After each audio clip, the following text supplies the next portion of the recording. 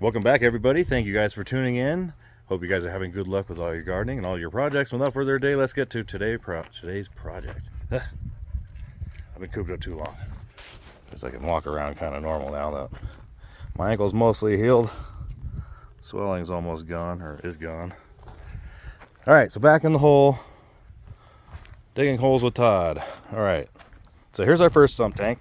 It's basically done. We can pull it out and put bricks around it now. And as you can see in the front of it, left a big opening so that when we have this all installed, I can get down in there and replace the water pump when it inevitably fails. And then sump tank hole number 2, we didn't get much done on it because I can't climb down in there yet with the jackhammer.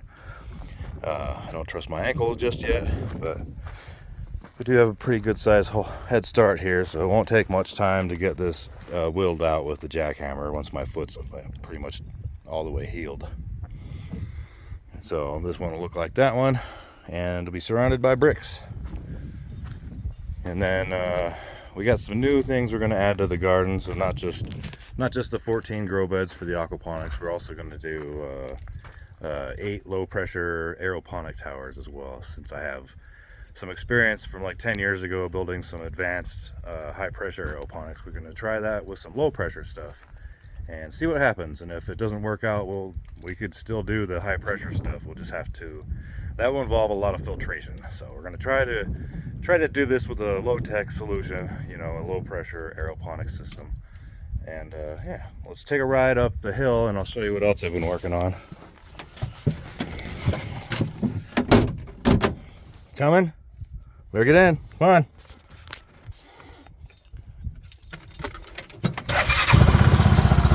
Hold on. Here we go. In reverse.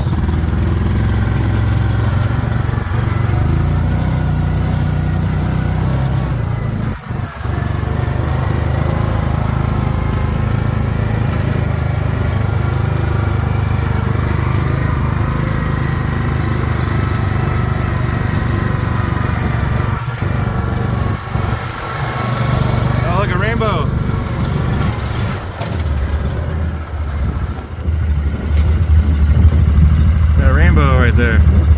Like they're getting some rain over there across the mountains. We won't get any of it. That's okay.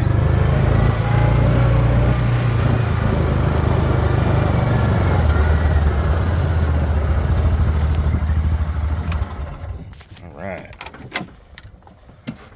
First things first, I want to give a shout out to my local water tank guy, Alex. Thank you very much for the water tanks.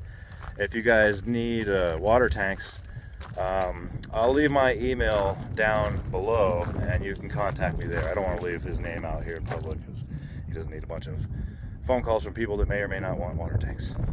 But if you really want one and you're in the area, Sierra Vista, Bisbee, Benson, Tombstone, whatever, he has the best deal that I could find on these.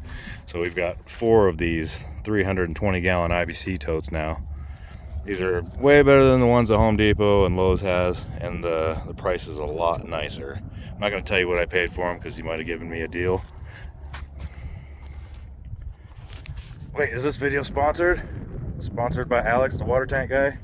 It doesn't have a company name as far as I know, but I will leave my email down in the description down below, and you can email me and I'll give you his information if you want water tanks. He doesn't just sell these ones either. He does have large ones as well if you need them. Doesn't always have them in stock, but when I need some, even in large quantities, he's been able to get them for me really quickly. So here's our aeroponic tanks. These are our 50 gallon drums. He cleans them all out and everything as far as I know, and you get them as is. So these are going to work perfect for us.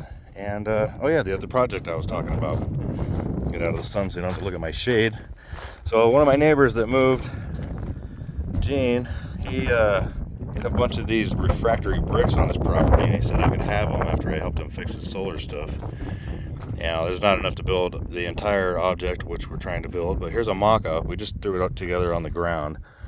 But we're going to build a pizza oven, fire brick pizza oven, or a fired pizza oven, whatever you want to call it. I think that would be really neat out here.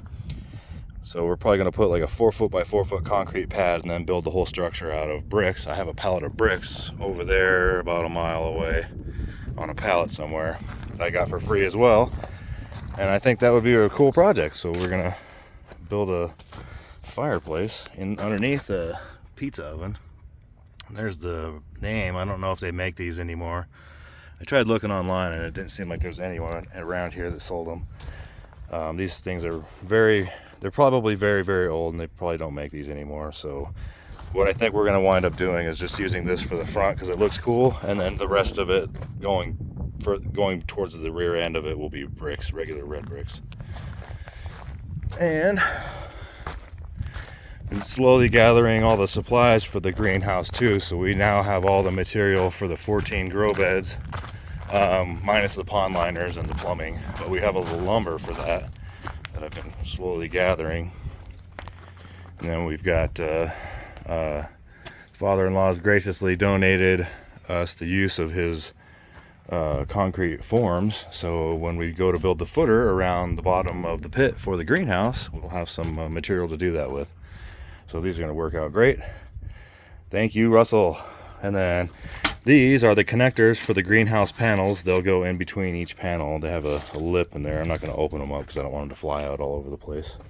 And then, of course, I mentioned that we had the greenhouse panels as well. They're finally stacked up in the back here, covered up, safe from the wind. And then we've got probably half of the grow media that we're going to need. There's 2 pallets of it right here. We're probably going to need 2 more. But I think that is it for today. And then all the gabions, I should say. There are so many gabions now. I think we have to build about 6 more. I've been taking a break because I sprained my ankle really bad, and the missus wouldn't let me do anything while I was resting. So I gained weight. I watched YouTube, and I thought about what I was gonna do when I was finally able to walk around halfway normal again. So I've been working on projects off and on all day, and developing a way to have solar in the back of my pickup truck so that we could run a crock pot for this weekend when we go to the lake. And we clean the truck so we could take it to the car wash and clean it again, because the well water out here leaves spots all over it, and I didn't really want to waste the filtration system washing my truck. What else? We got the patio pretty situated. We've got our dining area now.